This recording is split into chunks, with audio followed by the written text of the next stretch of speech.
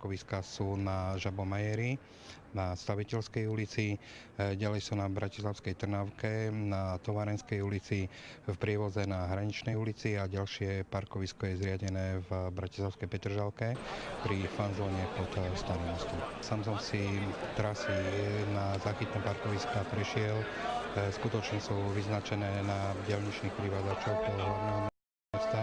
A čo je dôležité, pokiaľ motoristi alebo fandovia zaparkujú svoje vozidla na záchytných parkoviskách a teda majú vstupenku na hokejový zápas, z týchto parkovísk k štadiónu dovezie kývadlová doprava a samozrejme po skončení zápasu ich kývadlová doprava odvezie späť na záchytných parkoviskách. Popri tých záchytných parkoviskách, ktoré som spomínal, pribudli aj ďalšie dve, síce menšie.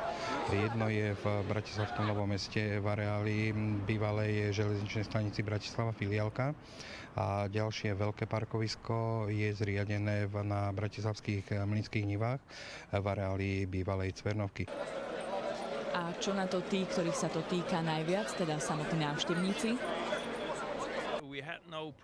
Nemali sme žiadne problémy dostať sa k štadiónu. Myslím, že mesto je aj na turistov dobre pripravené. Ako ste sa dostali do Bratislavy? Autom! Ja osobne autom. Ja osobným autom. Autom tiež. Nemali sme problém, absolútne. Vieme, kde to je, chodíme sem, stavali sme to, takže sme tu ako doma. No a verme, že takto sa budú nás cítiť aj cudzinci.